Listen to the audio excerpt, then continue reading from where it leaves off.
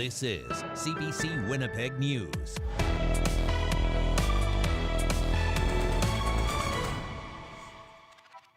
Good evening. Thank you for joining us tonight. RCMP are searching for a man wanted in connection with an abduction. Thursday morning, Mounties issued a dangerous person alert for Pimicikamat Cree Nation. The alert says a 20-year-old woman was abducted and RCMP are concerned for her safety. CBC's Mike Arsenault joins us now with the details. So, Mike, when exactly did this abduction take place? Well, Marge, RCMP say they responded to a report of an aggravated assault at a residence in Pimicikamat Cree Nation at 5:40 a.m. this morning. The First Nation is roughly 530 kilometers north of Winnipeg.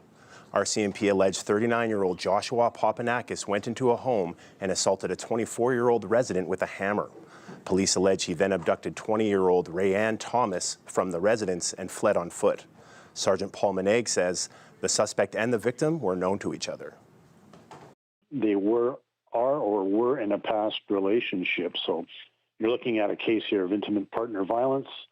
She's violently removed from the home with what intention we do not know. Police issued the alert around 11 a.m. They're now searching the First Nation for Thomas and believe she's in immediate danger. Pimicikamat Cree Nation Chief David Monius made a public safety statement on Facebook. He's asking residents to remain at home, to be vigilant, and to call RCMP immediately if anyone sees Papanakis. RCMP say the suspect was also armed with a knife when he allegedly abducted Thomas. Maneg says Papanakis is considered armed and dangerous, and he could be on the move. It's known that he left on foot, but like I say, that being 5:40 a.m., closer to 6 a.m. when he leaves the house. See, if he was able to get a vehicle, he's had time to possibly leave the community to Winter Road, accessible right now. And then if he gets on Highway 6, like I say, he can be anywhere. So, Mike, I hear you've been in touch with the suspect's family. What are they telling you? Yeah, Marge, the mother of Papanakis, Kimberly Johnson, sent us a statement pleading for her son to release the victim. She says, "I just want Rayanne home and safe. She is such a sweet girl. I pray she is okay. I hope my son sees he's not only hurting me and his family, but Rayanne's family is hurting more, because not knowing is very hard. If he does love her, he wouldn't hurt her." Since the alert was issued, officers have been going door to door in an effort to locate the suspect and the victim. Additional RCMP officers from Winnipeg arrived in the community earlier this afternoon to support the investigation. Marge. Thank you very much, Mike. CBC's Mike Arsenault reporting live tonight. A man has been found guilty in the death of a Winnipeg restaurant owner. Kyriakos Wojciakis died 2 years ago following a fight outside the Cork and Flame. CBC's Josh Crabb was in the courtroom and has the details. Mike Wojciakis left court relieved after a judge found the man charged in his brother's January 2024 death guilty of manslaughter. My poor mom, who's 80, has to live with this every day of the week, knowing that her son is dead. I mean, this court decision doesn't bring Kyriakis back, but it brings us a little bit of closure. 51-year-old Kyriakos Wojciakis died following a fight with Curtis Delbozic outside Kyriakis' Cork and Flame restaurant. The cause of death, court heard, was a combination of things, including blunt force trauma and asphyxiation. The pain is there. There's an empty chair at Christmas. There's an empty chair at gatherings. You know, his whole life that he worked and built is gone. Court heard Delbozic lived in a hotel next to the Cork and Flame. He was known to loiter in the area and ask customers for change. His lawyers argued during a trial last year their client shouldn't be found guilty because he was defending himself.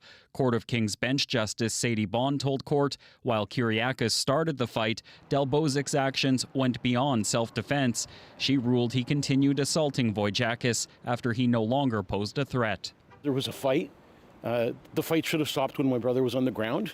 Delbozic was also found guilty of threatening a restaurant worker who walked outside after the fight. He will be sentenced at a later date. There is no minimum sentence for manslaughter. The maximum is life. Josh Crabb, CBC News, Winnipeg. Prime Minister Mark Carney has unveiled his government's new national automotive strategy. It's a multi-billion-dollar plan aimed at making Canada's auto sector more independent and at trying to boost our electric vehicle industry. Put simply, we're making Canada the best place to invest, the best place to build, the best place to build clean.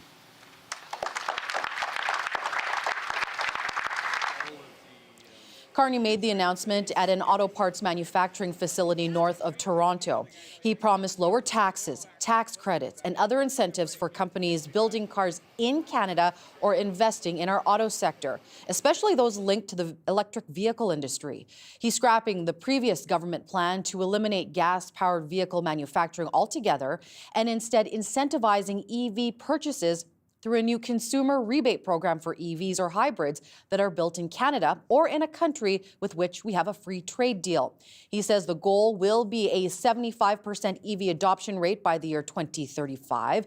Carney also announced a plan and funding to build more charging stations across the country, as well as new measures to lower vehicle emissions. Now, the new EV strategy has automakers cheering and has increased the urgency to generate enough electricity to make these vehicles go. CBC's Bartley Kivas reports on how this affects Manitoba Hydro. In a Toronto suburb, Mark Carney brought back EV rebates and provided a shock to utilities that produce electric power. In the coming weeks, our government will unveil a new electricity strategy to double, I'll repeat, to double our grid capacity. This comes days after Manitoba Hydro announced a 10-year plan of its own to produce more power, another 900 megawatts, on top of the 6,100 megawatt capacity it already has. It took Hydro 120 years of dam building to produce all this electricity. Manitoba's Environment Minister responded diplomatically to the question of whether it's possible to double that. Well, it's an ambitious plan. Hydro's own plan to add power calls for improvements to existing hydro stations, building 3 new natural gas-burning turbines in Brandon by 2030, and buying power from Indigenous-owned wind farms that would be up and spinning by 2035. We really want to ensure that it is a credible plan, something that is ambitious, but is achievable at the same time. Hydro's plan has critics. The Consumers Coalition of Manitoba is concerned this province will be left behind while the world moves to renewable power sources. What seems to them to be doubling down on natural gas, is that reasonable in light of the changing climate and the changing marketplace? Or are we going to be creating undue risk of stranded natural gas investments in 15 or 20 years? Hydro says gas turbines would only be used to prevent midwinter power shortages. They're more of a peaking backstop resource. They're not going to run a long time unless we, other than to meet those winter peaks when it's very cold and we have a very high demand on the system, or if we have a transmission emergency and need some local generation right away. In addition to generating more power, Hydro is also banking Manitobans will use energy more efficiently. There are plans to offer lower rates to consumers who use electricity at off-peak hours. Bartley Kivas, CBC News, Winnipeg.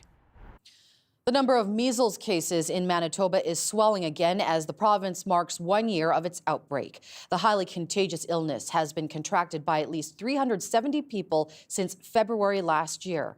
Cases peaked in May before going down in the fall, but the count is growing once again in the new year.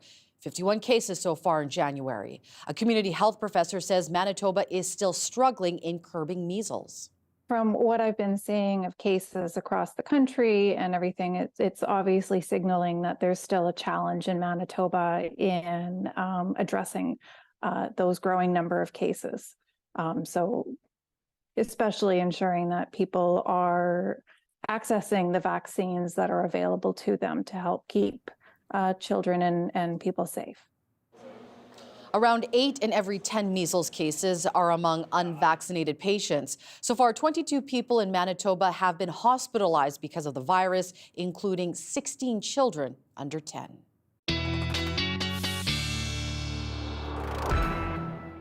CBC meteorologist Colette Kennedy joins us now. Hi, Colette. Thanks, Marjorie. Well, finally, right? Okay, maybe not some of the record-setting heat that they're enjoying in the West, but some of that warmth making its way a little bit further east, enough that getting that temperature above freezing. So really nice to see that. Obviously, Saskatchewan, some milder readings there as well, but it's just tracked in enough that we get to benefit from it.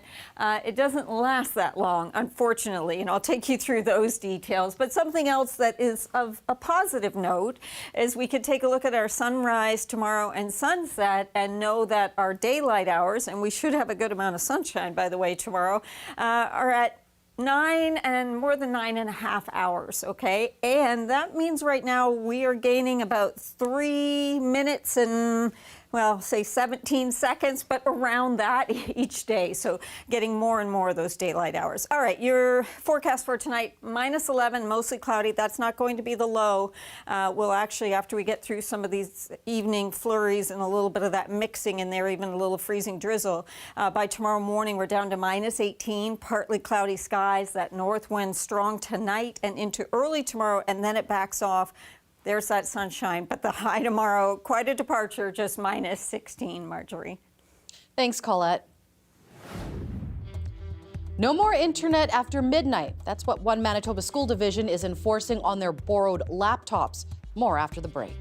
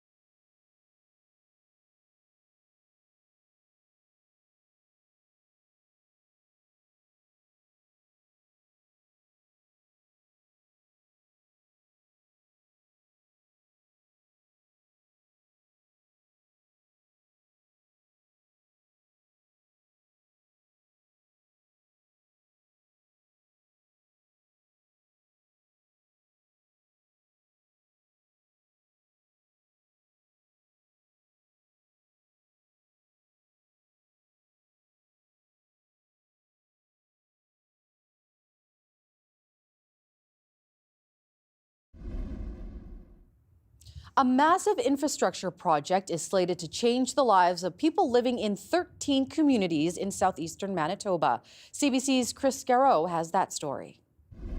Bothwell Cheese is considering expanding, but it can't.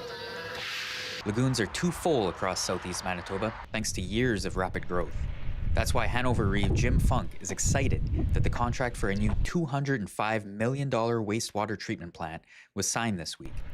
He says the price tag is worth it to help businesses like Bothwell Cheese grow and allow 13 communities to double their total population to 70,000 people.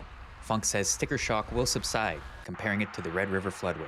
It was a huge amount of money, and yet how many times have they not been saved by having that floodway? Hanover is one of 6 municipalities that will own the facility as the Red Seine Rat Wastewater Cooperative. It will be built just north of Niverville, where Mayor Myron Dick says it is desperately needed. Let's just put it this way, because the province was aware of this project coming on, they've given us a little grace.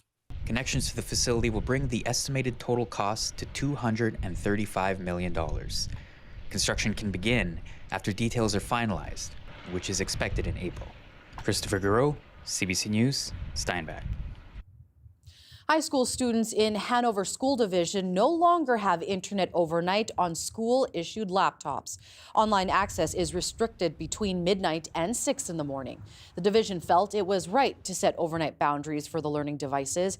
It says the move is also meant to improve students' sleeping habits. This Canada Research Chair in Youth Mental Health loves the move. Our evidence, we have a really large study of over 300,000 kids in Ontario from grades 4 to grade 12. We noticed that when they scroll on their mobile devices before they go to bed, they're twice as likely to miss school because of fatigue. The restrictions were put in place Monday to coincide with the first day of the new semester. Calls tonight for the province to earmark money for social housing for women and gender diverse people. A coalition of community and housing groups want to see dedicated multi-year funding in this year's provincial budget. They say Winnipeg's 2025 housing needs assessment indicates women, single mothers, and gender diverse people face barriers to safe and affordable housing. The Right to Housing Coalition says there is no specific funding for the housing needs of these groups.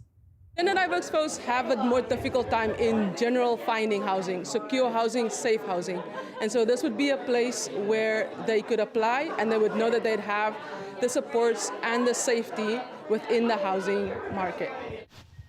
The coalition says dedicated funding could help build new social housing units, renovate buildings into social housing, and keep rents affordable. Brandon is looking to boost tourism in the city. $60,000 was set aside in the city's budget over the weekend to create a tourism strategy. CBC's Chelsea Kemp has the story. Brandon First spends every day trying to get more people to visit the Wheat City. It specializes in building up events. Executive Director Jennifer Watson says events are the bread and butter of tourism in Brandon, and there's always room to grow. So if we can ramp up some of those additional tourism offerings to pair with those large events, I think it's a win for everyone. City Council approved $60,000 to develop a tourism strategy and branding. One of the biggest events in Brandon is the indoor farm show Egg Days. Its general manager, Kristen Stewart, says the show pumps millions of dollars into Brandon's economy.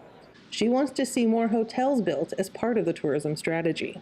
We need more hotels, more accommodations. Right now, we're filling all of Western Manitoba. During budget deliberations, Councillor Glenn Parker supported the strategy, saying the city needs to know where to spend on investments. He pointed to developing Brandon's decommissioned water tower and its surrounding park into a tourist destination, saying the city needs to grow what's already there. It's something you have to work on constantly. I don't think it's something that's just going to happen. Like I said, we can't build a mountain to draw people, so we have to work at it. Watson says while she's excited for the future of tourism, she wants the city to be ready for big events as they come, especially as the city moves towards its 150th anniversary in 2032. But I think we are underestimated, and then people are very pleasantly surprised when they're like, oh, Brandon has this or Brandon has that. And so I think there's definitely room for people, even within our own province and region, to come and see what Brandon has. While the strategy is in the pre-planning stages, it will look at other urban areas to get a better idea of what works best for the city. Chelsea Kemp, CBC News, Brandon. To the Olympics now, where an outbreak of norovirus is disrupting Team Canada's early plans at Milano Cortina. The Canadian women's hockey team was supposed to play Finland today in their opening game, but the Finns roster has been ravaged by the illness. Just 8 skaters and 2 goalies showed up to Finland's practice today. Finnish officials say 13 of their players are sick or in isolation. We are expecting to get an update from Canada's women's hockey team later this hour.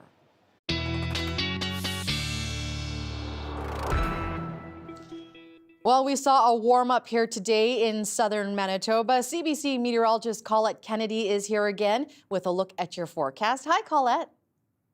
Thanks, Marjorie. Well, you know, since our temperatures, I know mild today, but then they're taking that real slide as we go into tomorrow. But I wanted to give you some more positive news. Now, this is looking at the temperature probabilities, the forecast for later on, for the 13th to the 20th. So let's get into the mid part of the month from Environment Canada. I know the map's a little bit busy, but here's Manitoba to point it out for you. And obviously you see Winnipeg.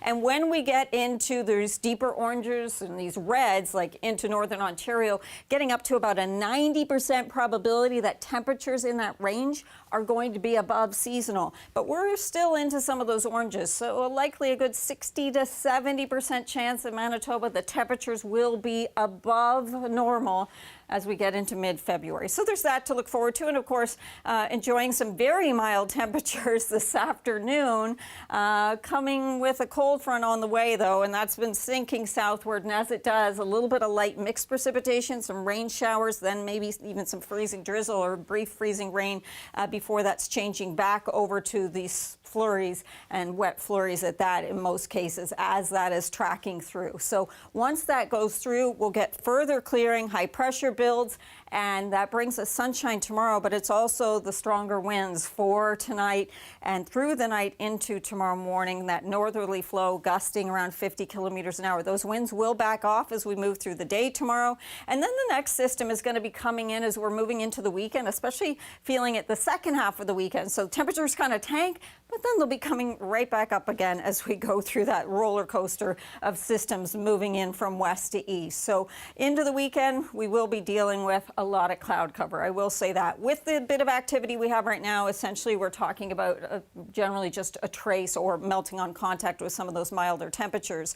There's a look though at those winds as they turn to the north and the day wears on. Tomorrow it gets better, but tomorrow morning that wind chill around minus 30 in terms of how it's going to feel as the temperature slides to minus 18. By 4 p.m. we're around minus 16. Winds still out of the north, but only about 20 kilometers per hour. All right, there you go, your 5-day forecast. See, after we get through tonight and tomorrow, temperatures start to come up, not Saturday morning, but they start to come up Saturday through the day. It's mild into Sunday morning, and then here comes that next system. And with that temperature profile, again, that chance as we move into Monday for getting some mixed precipitation coming our way. Thank you very much, Colette. Well, we still have plenty coming up here after the break. Stay with us. You're watching CBC Winnipeg News.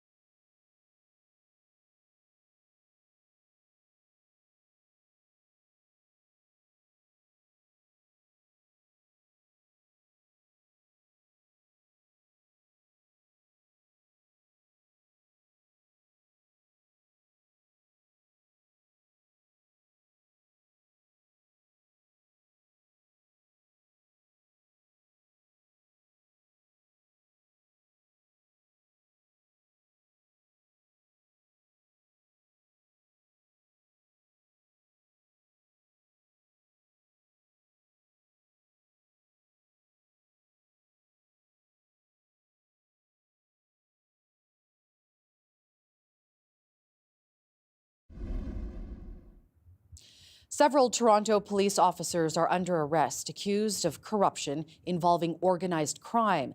The allegations include accepting bribes, aiding drug traffickers, and leaking personal information. CBC's Thomas Daigle reports. And 2 cars in front of them just wandering down the middle of the road. It all began with a dramatic takedown last June near Toronto. Officers watched from above as suspects rammed a police vehicle in the driveway. The case leading investigators to uncover a murder plot, shootings, extortion, all with ties to alleged police corruption. This includes 7 police officers employed by the Toronto Police Service and 1 retired member. At the center of it all, Toronto Police Constable Tim Barnhart, who appeared in court by video link, accused of selling confidential information to alleged organized crime figure Brian DaCosta. Details later used to locate a jail manager targeted in a murder plot. Suspects were seen casing his home 2 days before crashing into that police vehicle outside. We have identified a number of serious criminal acts that have occurred following the release of confidential information, almost in real time.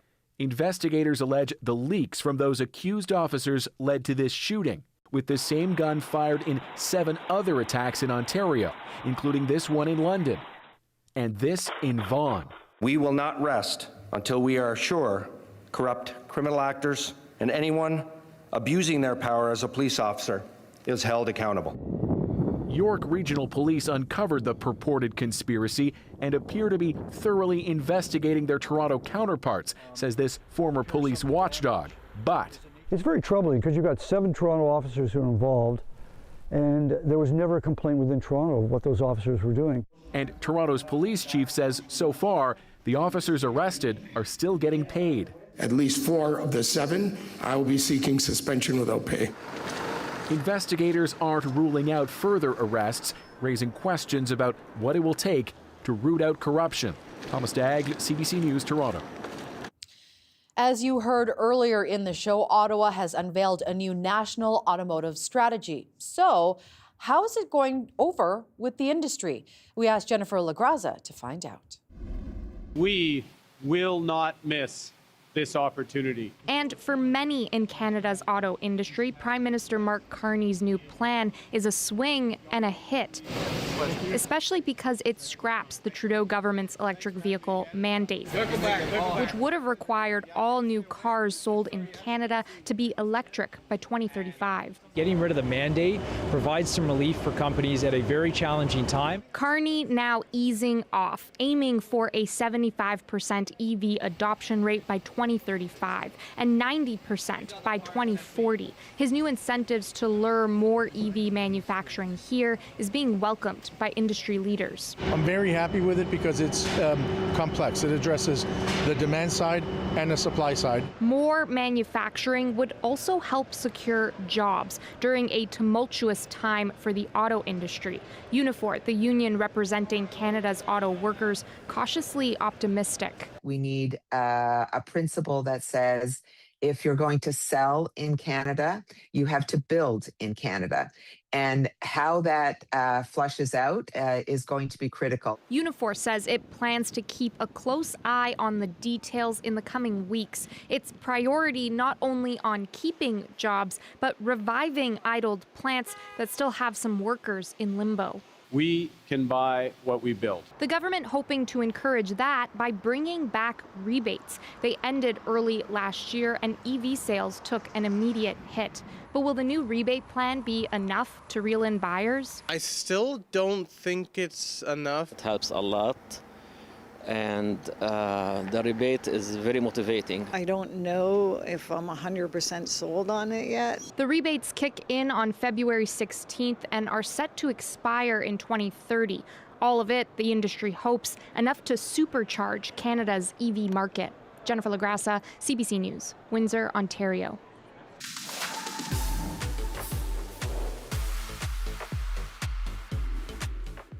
No matter how exciting the other competitions at this year's Olympics, hockey will command first place in the attention of most Canadians. And the marquee billing that will get the most attention of all will be Canada versus USA. CBC's Briar Stewart reports.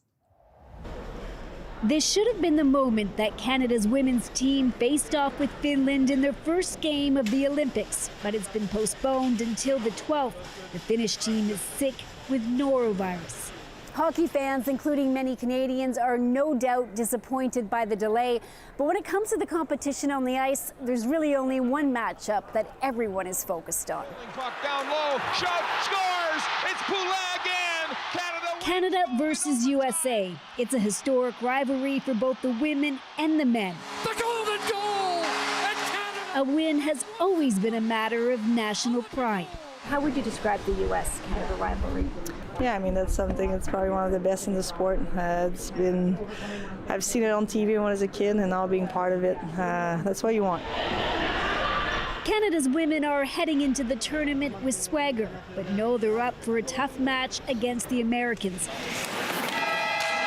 who won their first game Thursday with the U.S. Vice President watching on.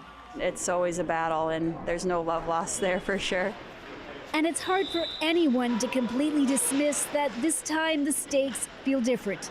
Say, can you see? Last year, Canadian fans booed the U.S. national anthem during the Four Nations face-off, a response widely seen as a rebuke to all of the talk out of Washington about Canada becoming the 51st state. Canada won that final in overtime and will be looking for gold in Milan. The rivalry with the United States is one that's decades and decades old in sport, and yet I think there's a little bit more riding on it, and we'll certainly see that in the hockey games and in the other sport venues. So it changes, certainly, with the political climate. Cheryl Pounder won 2 Olympic gold medals with Team Canada. She says the current atmosphere may add intensity for fans, but it's different for players. Well, I think for the athletes, it's straight hockey. Like, it's hockey, but it's also, you want to represent something bigger than yourself. Canada's women will be playing the U.S. on Tuesday. It will be the next chapter in a long-standing rivalry. Briar Stewart, CBC News, Milan. Late Wednesday, Canadian Mark McMorris took a hard fall on a practice run just before the start of the Milano Cortina Olympic Games. We know now what it will mean for the snowboarding champion. CBC's Sarah Levitt has more details from Livigno, Italy. Well, some bad news for Canadians, and first and foremost, Mark McMorris here in Livigno, learning that he will not be taking part in the big air qualifications tonight after suffering a big crash at practice yesterday. I want to show you where this happened, because you get a sense of how dangerous this sport can be. This is a 50-meter high structure that they built for this event, the big air, and the snowboarders, what they essentially do is from the top hurdle down the hill and go off the jump, which we can't quite see.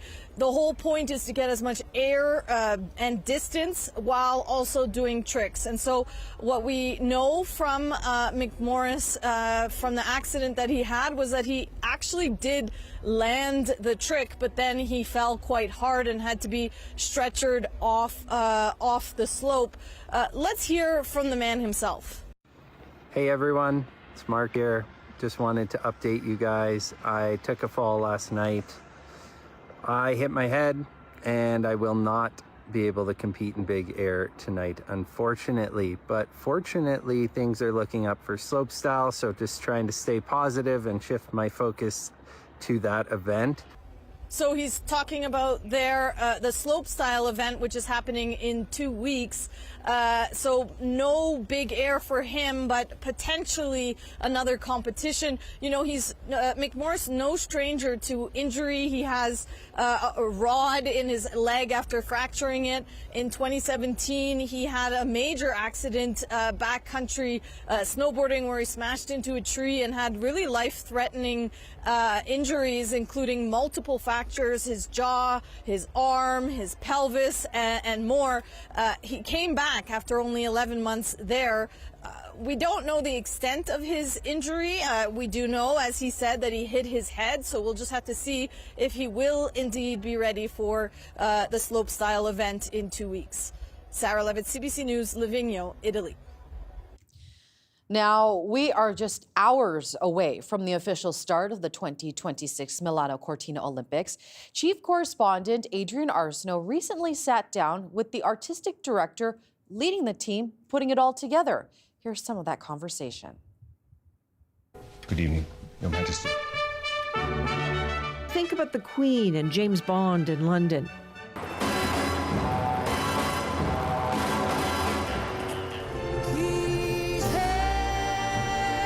Think about Celine Dion at the Eiffel Tower. Icons in iconic settings.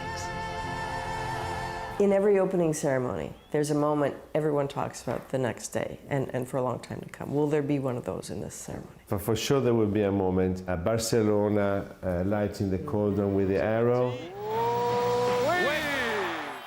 In Torino we had Pavarotti singing for the last time. For sure, we have one or two moments that can be, make your eye water. I don't know how you make you cry. Make you, very emotional. I insist on that because I think that's the best tool to get everyone together. Watch CBC's special live coverage of the opening ceremony starting tomorrow at 12:30 p.m. And again, a reminder that CBC Winnipeg News will be on the air at 5 o'clock for a half hour for the duration of the Olympic Winter Games. Well, there's snow. Better place to get lost than in the gigantic snow maze that just opened in St. Adolphe. We'll take you there coming up.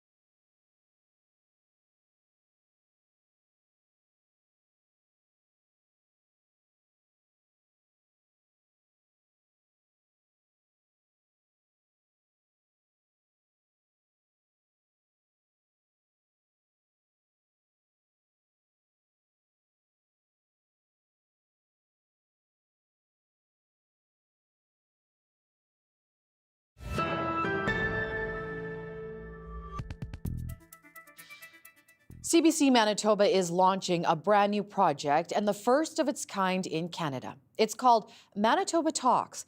The goal is to create space for respectful dialogue on polarizing topics. We will match Manitobans of differing opinions so they can meet in person or virtually for one-on-one conversation. Here's one of the first conversations where guests agreed to speak on camera.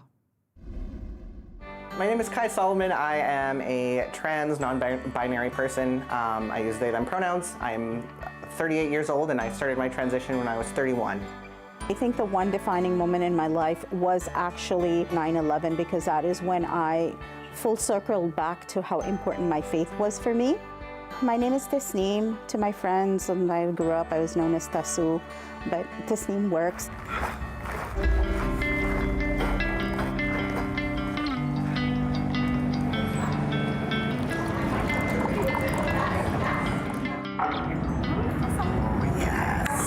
Thank you. So to me, gender is basically two genders, male and female. And actually my question for Kai was, like, since when did that become the identifying factor of a person? Normally it's your faith or your culture, your country, universal moral values. This was never the identifying factor. It was just, gender. People adopted gender, had sex, and that led to like an action, but now it's become your identity, and I just don't understand why that happened or how that happened. Like, why is that so defining? I don't think that gender is like an entire identity. I think like there are different intersections of people. Like for me, gender is just one portion of me, and I don't feel like I do differ with you. Like I don't feel like there's male and female. Like I know there's that spectrum where it's like you have that line, right, where there's male and then there's female and then everyone fits into that.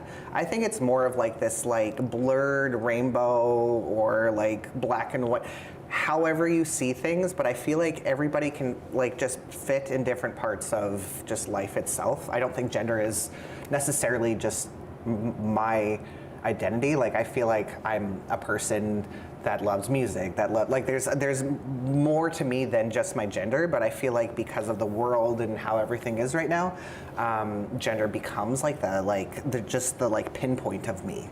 Okay, so I appreciate that you were 31 when you went through this journey. Mm-hmm. You're an adult. Yes. We have 14-year-olds who can't even vote. Yes. They can't drink. Mm-hmm. Yet they can decide this something that is so important that will stick with them for the rest of your life. Your vote is just replenished every 4 years, essentially, yeah. Right? But yet you have to wait till you're 18. Mm-hmm. Like, I can't comprehend that. So, it's great that we're actually having this conversation, because I find that with there's a lot of misinformation when it comes to trans youth, because they can't just be on like hormones and stuff like that. There's a whole process where they have to see doctors, psychiatrists. Like there's a whole process that they have to go through, and before they're 18 they need their parents' consent. So it's not like they're just like going someplace and be like, oh, now I have some tea, let me just take some. Like it's not that easy. It's very, very hard, and it's a very long process to go through it. And I find that I don't know the stats on how many kids like choose not to when they've gone through like the social worker and therapist and stuff like that, but I feel like there is definitely a number of kids that don't, because they're like, oh, actually this isn't me, but I'm glad I went through this to figure that out. If you want to see that full conversation, head to our CBC Manitoba YouTube page.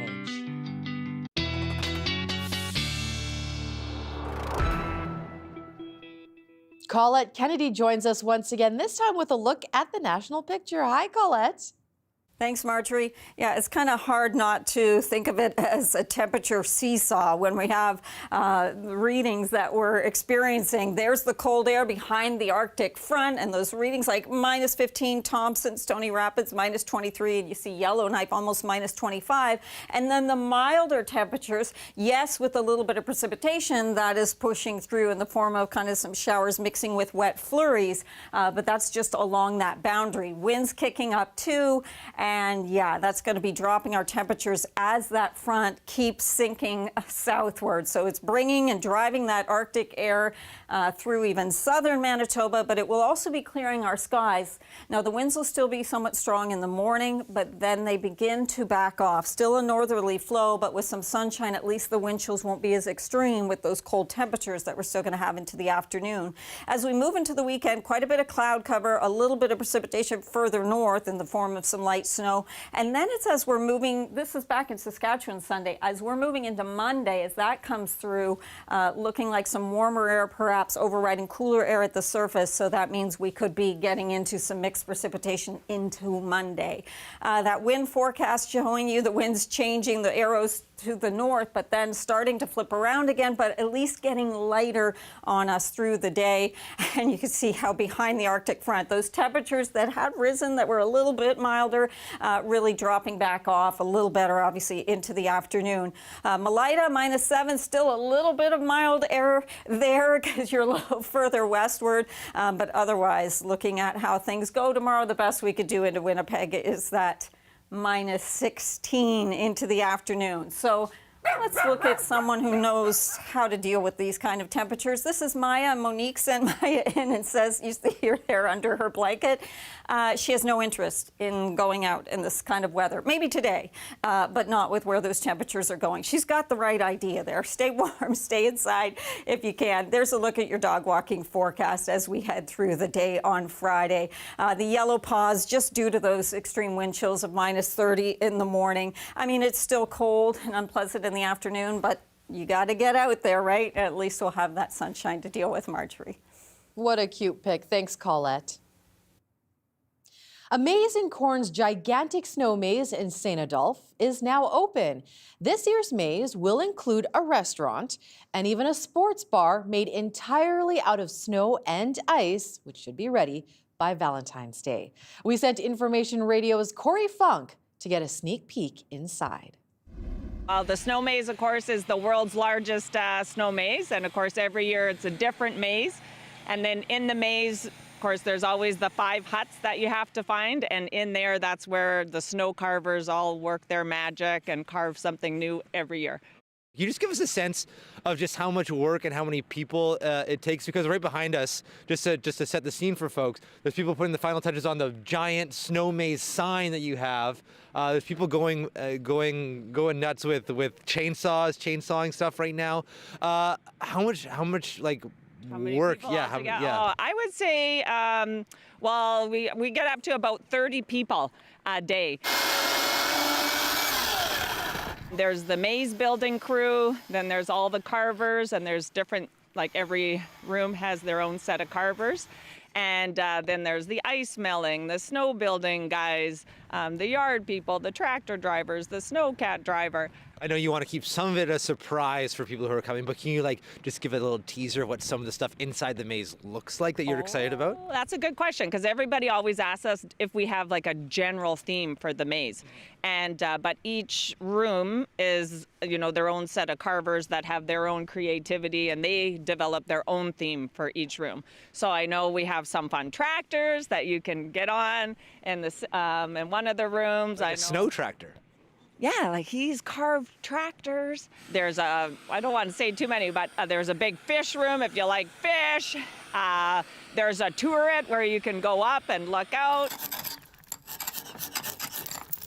My name's Corby Pierce, a local carver here from Winnipeg, and I try and do as much as I can with ice in the bar just to give it some shine, and the bar itself, and as many little pieces as I can to make it something worth coming to see. So we're beside one of your creations right now. Can you just describe it for us, for our radio audience, just what you've carved here and what its function will be here at the bar? It's right on top of the bar.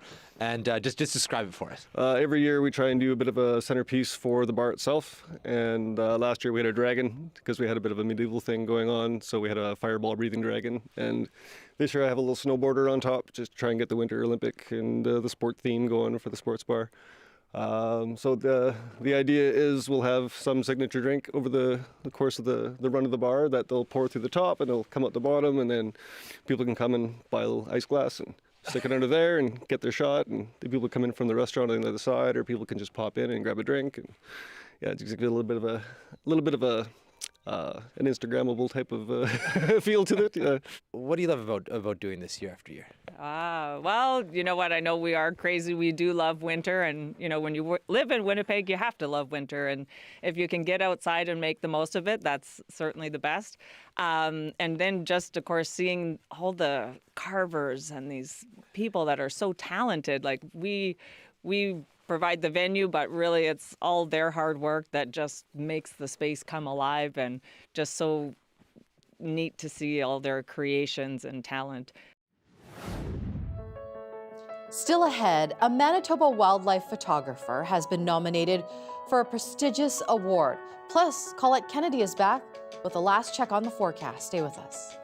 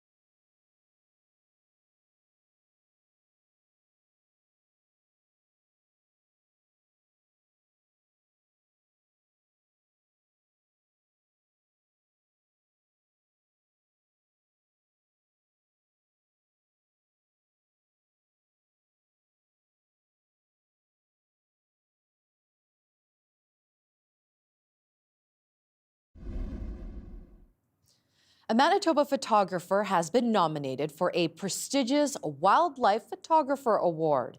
Chris Petkow is in the running for the Natural History Museum's Wildlife Photographer of the Year People's Choice Award. His photo is a stunning bird's eye view of a polar mother snuggling with her 3 cubs in a lush northern landscape on the western coast of Hudson Bay in August. It made a short list of 100 photos that's been whittled down from over 60,000 entries. Petcow says it feels surreal to be nominated. You kind of know a little bit, you kind of know that, okay, yeah, this is something special, especially with a mother and 3 cubs. I mean, that is something that's unusual. And then also where it was taken is a difficult place to access. This is the biggest nature photography competition in the world. Voting is now open till July.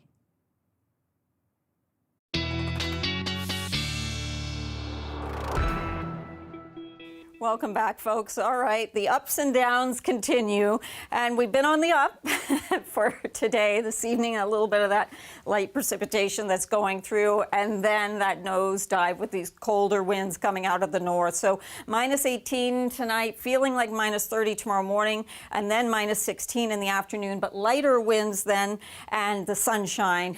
Got a lot of cloud cover into the weekend, but the temperatures begin to rise for the second half of the weekend, and then the next system rotating through as we move through Monday. And with that, because of some warmer air aloft and cooler air at the surface, we could get some mixed precipitation. So we'll be keeping you posted on that, and then not looking too bad as we're moving towards Tuesday and mid next week. That's when we're starting to get into the area where those temperatures should be a bit above seasonal for a time being. Thank you very much, Colette. Scientists have spotted a rare sea creature off the coast of Argentina. Your daily lift takes us down deep, about 250 meters below the surface of the South Atlantic Ocean.